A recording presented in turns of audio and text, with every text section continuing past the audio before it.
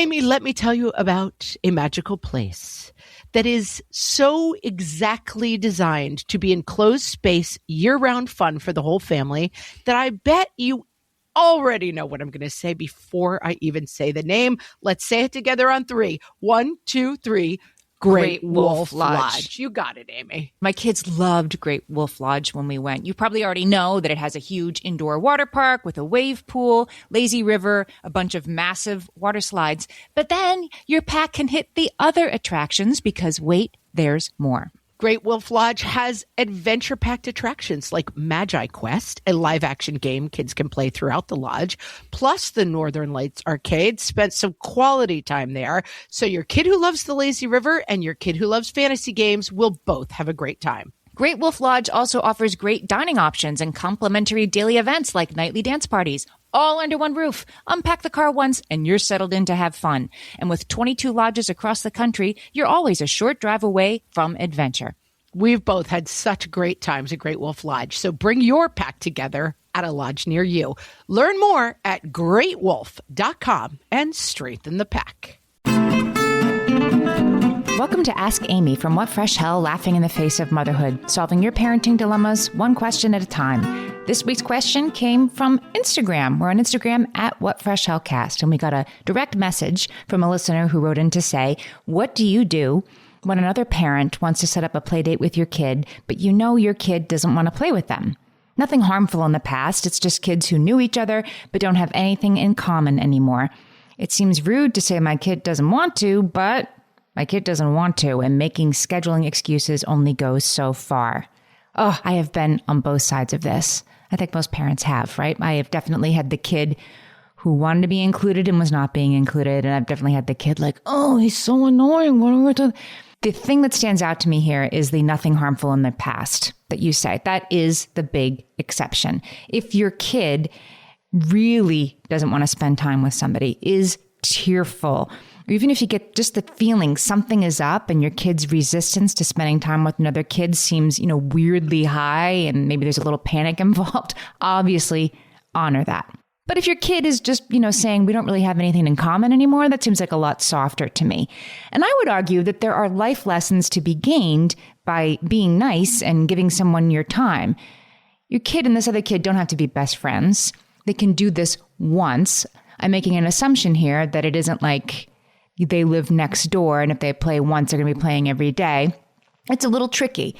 But I'm also assuming this is a case where you like the parent and you like the kid well enough. This is why you're having sort of mixed feelings about it.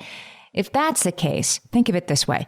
Heaven knows you have spent many hours standing around at some birthday party trying to talk to the most boring person in the world while your kid is in a jumpy castle for 2 hours having the time of her life. I feel like turnabout is fair play, and everybody needs to once in a while spend time with somebody who isn't their favorite person in the world and learn to get along.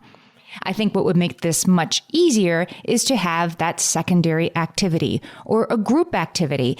Hey, we'd love to have dinner at the park, and why don't we ask Jenny and Landon to enjoy us as well? There's sort of safety in numbers, and it softens the we don't have anything in common. You could maybe go to the zoo, and then your kid and this kid are walking around having fun, and you're talking to the parent. I'm not saying you have to make it like the most exciting wonderland that's ever happened, but having something to do or to play takes care of the we don't have anything in common.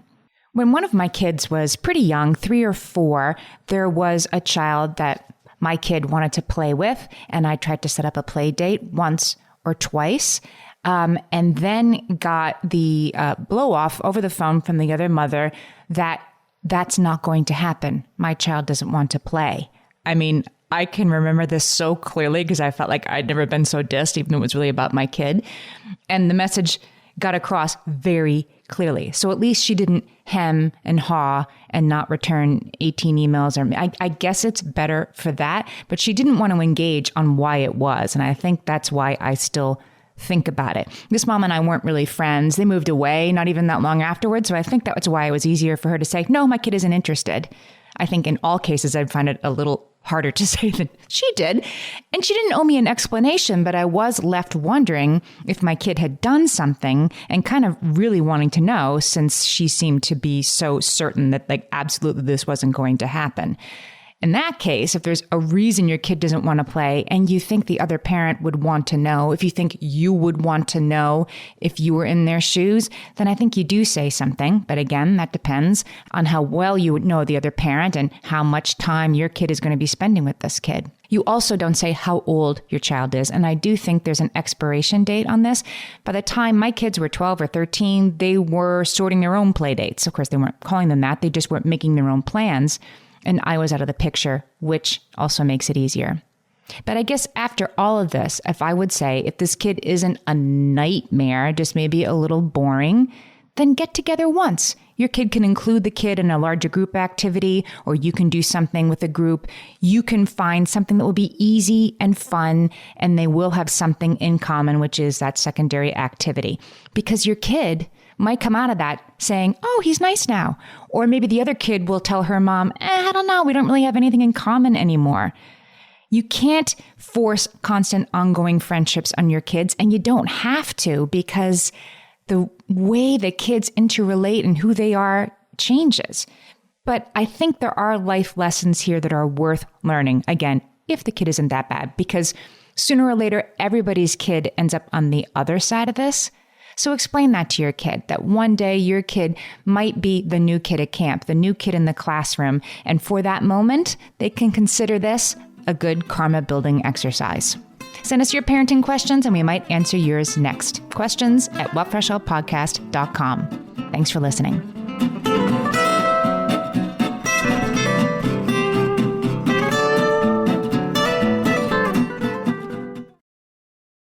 Stitch Fix. Shopping is hard. Let's talk about it. I don't have time to shop for clothes.